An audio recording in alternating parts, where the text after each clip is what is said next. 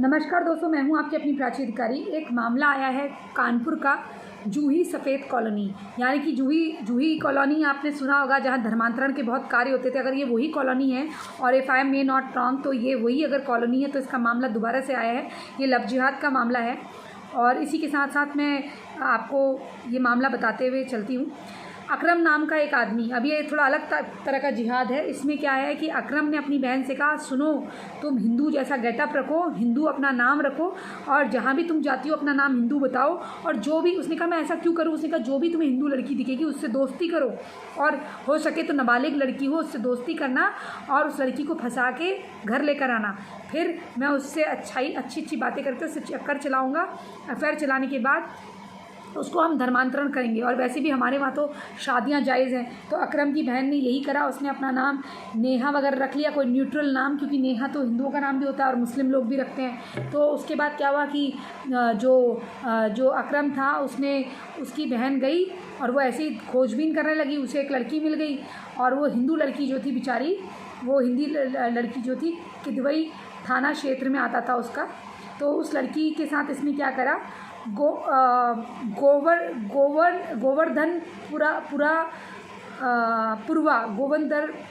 पुरवा या पुरखा निवासी शिकायतकर्ता, इसका भाई जो है वो नंबर प्लेट की दुकान चलाता है, उसने ये शिकायत रजिस्टर्ड कराई कि भैया मेरी बहन को ऐसे पटाया गया, हिंदू नाम बताया गया और लड़के की बात हमसे भी कराई लड़की ने।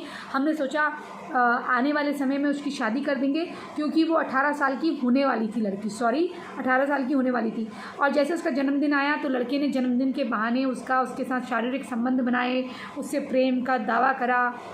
लड़की को जब ऐसा लगा कि कहीं उसके गर्भ ठहर गया तो लड़की ने कहा चलो शादी कर लेते। तो लड़के ने कहा कि ऐसा है कि देखो तुम्हें धर्मांतरण करना पड़ेगा। लड़की ने कहा क्यों धर्मांतरण करना पड़ेगा, हम तो हिंदू हैं, हम तो दोनों एक ही हैं। तो लड़के ने कहा नहीं, मैं मुस्लिम हूँ और मैंने तुम्हें बात नहीं बताई। लड़की को यकीन ही नहीं आया। लड़की ने क्या बात है, तुम्हारा नाम तो पप्पू है। लड़के ने अपना नाम पप्पू बताया। उसने कहा तो पप्पू मेरा नाम है तो क्या हुआ, मेरा वो तो घर में मुझे ऐसे प्यार से बोलते हैं। तो पप्पू पप्पू करने और राजू राजू करने में लड़कियां फंसती हैं। याद है ना चूड़ी वाला राजू बना था, याद है अभी चूड़ी वाला एमपी में, मध्य प्रदेश में, जिसके लिए तस्लीम था, तासिर था क्या, जिसके लिए पूरे लोग खड़े हो गए थे।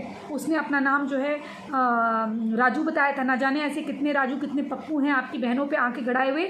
तो फिर इसके भाई ने, मतलब जब लड़की को पता चल गया तो उसको जो रोती रोती अपने घर आई, उसने अपने घर में बताया। तो उन्होंने अकरम को फ़ोन करा। उन्होंने कहा तुम अकरम हो, तुम तो अपना नाम पप्पू बताते थे और क्या क्या तुम्हारे बारे में हम अच्छी बातें सोच रहे थे, तुमने तो बिल्कुल ही गलत कर दिया। तो तब भेद खुल गया। तो उसने कहा ऐसा है एक को जान से मार दूंगा मैं, लड़की बन जानी चाहिए मुसलमान, और अगर तुमने ऐसा नहीं करा तो उसके सारे फ़ोटो, जो पैर खोल के इसके मैंने फ़ोटो खींचे हैं, यही शब्द है उस लड़के के, पैर खोल के जो मैंने फ़ोटो खींचे हैं इसके सब जगह नीलाम कर दूंगा, और जाओ तो जाओ, तुम्हारा बच्चा होने वाला है, क्या होने वाला है, तो बच्चा अगर गिरा के दिखा दो। इस तरह की बातें करने लगा। हालांकि वो लड़की का ये सोचना गलत था, वो माँ नहीं बनने वाली थी, उसे ऐसा धोखा हो गया था कि वो माँ बनने वाली है। सच्चाई क्या है ये तो वही जाने। लेकिन फिर क्या हुआ, पुरवा निवासी शिकायतकर्ता, जो कि नंबर प्लेट का इसका भाई जो दुकान चलाता है, हालांकि इसके बारे में ये जानकारी इन्होंने नहीं देनी चाहिए थी, ये न्यूज़ में इसकी जानकारी नहीं देनी चाहिए थी, लेकिन इन्होंने इसकी जानकारी दे दी है। फिर दैनिक भास्कर की रिपोर्ट आगे कहती है कि उसकी 18 वर्ष की बहन, वो बीएससी की छात्रा है। अब बताइए, एक बीएससी की छात्रा एक अनपढ़ गंवार आदमी के चक्कर में फंस जाती है और उसकी बहन उसे कैसे घर लाती है, और लड़कियां किस तरह से इनका जिहाद करवा रही हैं, आप ये देखिए। और अब लड़कियों को ये समझना चाहिए कि भैया किसी पप्पू की बहन या पपरन की बहन, इनके चक्करों में मत पड़ो। जो तुम्हारी स्कूल की दोस्तें हैं इनके बारे में भी पहले बैकग्राउंड चेक करो, और ऐसे किसी के घर जाने की, उनके भाइयों से दोस्ती करने की कोशिश मत करो। जो उसका भाई है वो तुम्हारा भाई है, वो इस तरह से क्यों करेगा। और क्या तुम्हारी स्कूल में या कॉलेज में पढ़ने की उम्र है या इस तरह की। जब तुम पढ़ाई कर रहे हो तो याद रखना लड़कियों की परसेंटेज तभी गिरती है अगर लड़की फर्स्ट आ रही होगी। तो ईरान तुरान की बातें, जब उसकी 70, जैसे मेरी कितनी थी, 78 या 79% थी मेरी, मुझे एक लड़की उटपटांग बातें करने लग गई थी तो मेरी 61% आ गई। आप सोचो 78 79% से मैं कहाँ गिरी। 61%। वो ऐसी उटपटांग बातें करते रहती थी।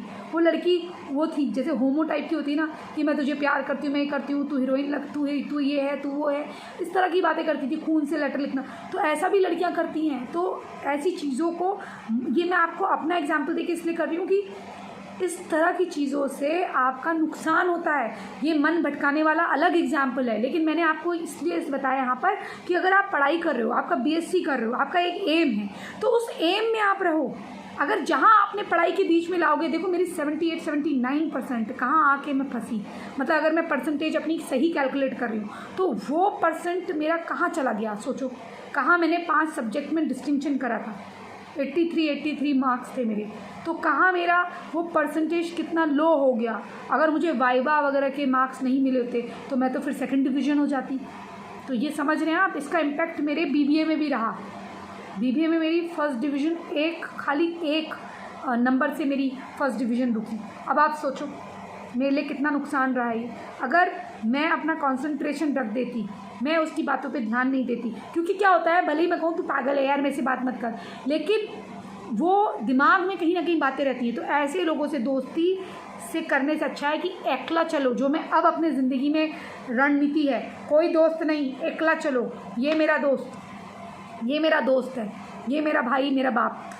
अगर मेरे पापा भी मुझे नहीं समझ पाते हैं तो मैं इससे बात करती हूँ। मैंने अपने मस्तिष्क में एक कंसंट्रेशन के लिए, कई लोग कहेंगे ये तो पुतला है ये, लेकिन भैया मेरा कंसंट्रेशन है, ये मेरा ध्यान है कि मैं इससे बात कर लेती हूँ। अपना स्ट्रेस दूर करने के लिए अपने डॉग्स को प्यार करती हूँ, तो अपने प्लांट्स को देखती हूँ, अपने काम करने वाली का ख्याल रखती हूँ। तो ऐसी चीज़ें अगर आप करते हो तो आपका, जब आप उस लायक बन जाओ, लेकिन अगर आप एजुकेशन ले रहे हो तो उस अवस्था में आपको अच्छी किताबें पढ़नी चाहिए, अच्छी चीज़ें, पॉजिटिव लोग कि हाउ टू बिकम सक्सेसफुल, कि कैसे सक्सेसफुल बनते हैं, सफलता के क्या मंत्र हैं, कि कैसे लोगों ने स्क्रैच से शुरुआत करी, ऐसे लोगों के बारे में पढ़िए, ऐसे लोगों को सुनिए।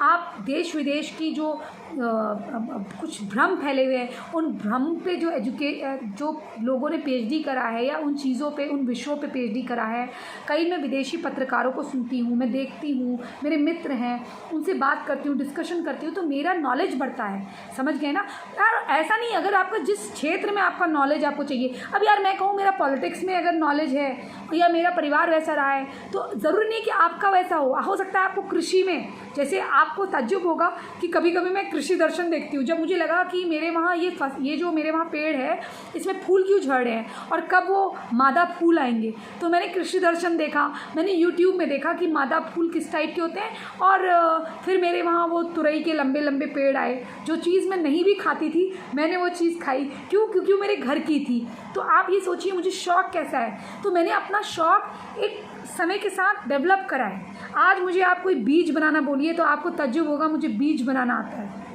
मेरे हाथ की लगाई हुई कोई भी चीज़ मैं लगा लूँ, अगर मेरे सिर्फ इतना, मेरी मेड या मेरी हाउस असिस्टेंट एक गड्ढा करे और मैं उसमें खाली बीज में हाथ डाल दूँगी तो वो खुद लग जाएगा। मेरे गार्डन का एक एक पौधा मेरा लगाया हुआ है, मतलब मेरे खाए हुए बीज का है। और मेरी ज़िंदगी किसने बदली? व्हाट्सएप के एक मैसेज ने बदली, जिसमें लिखा था कि जो आप खाते हैं वो आप उगाएं। तो मैंने जो खाया वही दिलवाया। तो आप सोचिए मेरे वहाँ तरबूजे आए, मेरे वहाँ हर चीज़ आई। तो मैं ये बातें इसलिए कर रही हूँ कि आप अपने माइंड को किस तरह से डाइवर्ट करते हैं ये आपके ऊपर है। आपको अगर पता है कुछ चीज़ गलत हो रही है, ये आपकी करियर, क्या यही है आपका? शादी बच्चे, ठीक है शादी बच्चे भी इम्पॉर्टेंट है, लेकिन आप ये बताओ कल को अगर कुछ भी अंटशंट हो गया जिसके बारे में आप 4 दिन में नहीं जान पाए, और आपके माँ बाप जो बचपन से पैदा करे हुए हैं उनके प्रति आपका कोई भी कर्तव्य नहीं, आपका भाई, मैं लड़का लड़की नहीं मानती हूँ, बट मैं ये मानती हूँ कि जो जिसका काम है उसको करना चाहिए। अगर आपका भाई छोटा है तो आपकी क्या जिम्मेदारी नहीं है? मान लीजिए आप शादी करके चले गई और वो व्यक्ति अंटशंट निकला, आपने बैकग्राउंड चेक नहीं करा, और ऐसे ही बाद में सलीम निकला, तस्लीम निकला, या हिंदू लड़का भी है और बेकार निकला, वो पहले से शादीशुदा 2 बच्चों का बाप निकला, और वो इंटरनेट में बड़ी बड़ी राष्ट्रवाद की बातें करे, और बाद में पता चल रहा है किसी फरीदाबाद वगैरह में वो पहले से शादीशुदा है और आपका शोषण कर दिया उसने, और ऐसे फर्जी शादी कर दी और अब आपको रखेल जैसा बना के रख रखा है। अब आप क्या करोगे?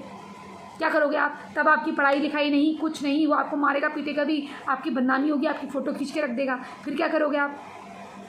तो कई लड़कियां हिम्मत वाली होती हैं, पुलिस स्टेशन जाती, कई लड़कियां नहीं जा पाती, लेकिन आपकी ज़िंदगी तो बर्बाद कर दी ना एक तरह से।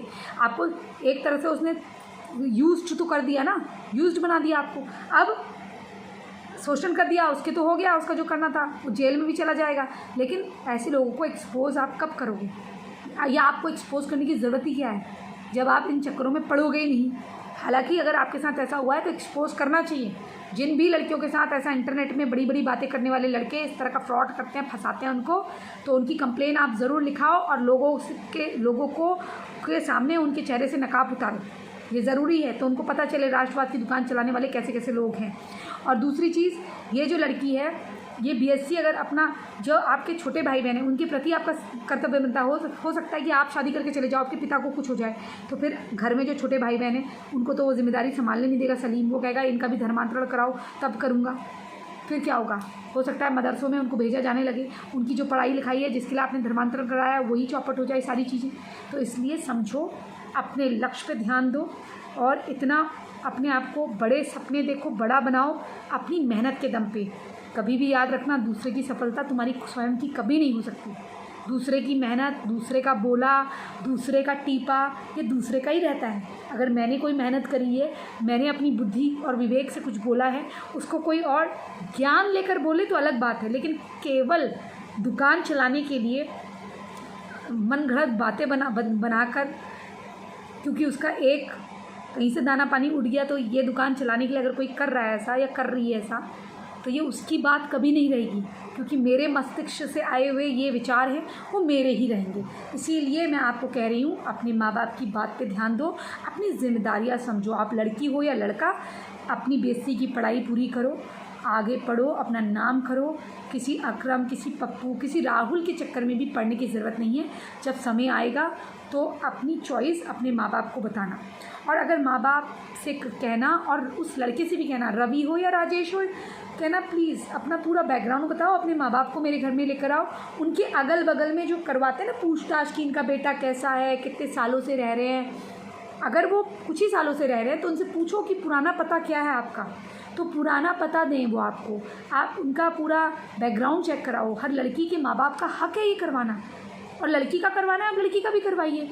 कोई नुसरत जहाँ बन के ना आ जाए ना निखिल जैन की पैसे लेने के लिए, वैसे ही तो आप भी करवाइए। इसी संदेश के साथ मैं जितना समझा सकती थी समझा दिया, अपना उदाहरण भी दे दिया। इसलिए मेरी गलतियों से भी सीखिए और आपको जो समझाती हूँ उससे भी सीखिए, क्योंकि बाकी आप बहुत समझदार हैं। अब्दुल से चक्कर चला लेते हैं, लेकिन उसके बाद आप रोते हैं, थाने पे जाते हैं। किदवई नगर के थाना प्रभारी राजेश कुमार सिंह ने ये रजिस्टर्ड कर लिया है, और जितना धर्मांतरण विरोधी मामले हैं उसके अंतर्गत, नए कानून के अंतर्गत ये मामला दर्ज हुआ है, और आरोपी जो है उसको पकड़ा जा चुका है, और उस पर अब कार्रवाई चल रही है कि उसने ऐसा कितों के साथ करा है। और जूही कॉलोनी तो आपको पता ही है, कानपुर की, ये फेमस है। इसी संदेश के साथ मैं प्राची अधिकारी आपसे विदा लेती हूँ। कैसी लगी आपको ये जानकारी ज़रूर बताइएगा, और कैसे लगे सुझाव ये भी बताइएगा, और अगर आपके कोई अपने सुझाव हैं तो वो भी मुझे ज़रूर कमेंट के माध्यम से लिख के बताइए, मुझे अच्छा लगेगा। और कमेंट, अगर चैनल अगर सब्सक्राइब नहीं करें तो सब्सक्राइब करिए, और प्लीज़ माँ बहनों तक, बेटियों तक, ये हमारे भाइयों तक भी, क्योंकि भाइयों को भी ये मामले समझना ज़रूरी है। हो सकता है कोई अकरम उनका दोस्त बन रहा हो, तो उससे वो सतर्क हो जाए, सावधान हो जाए। किसी पप्पू राजू से चूड़ी ले रहे हूँ, जलेबी ले रहे हूँ, उनका खा रहे हो, तो उससे सावधान हो जाइए। कहीं थूक डाल के या आपकी बहन को वश में करने के लिए कुछ दवाइयाँ वगैरह मिला के ना भेज रहा हो कि आप बेहोश हों और आपकी बहन पे हाथ डालें। इसी संदेश के साथ मैं प्राची अधिकारी आपसे विदा लेती हूँ। आप क्या सोचते हैं आप ज़रूर लिख के बताइएगा। जय हिंद, जय भारत, वंदे मातरम, जय श्री राम।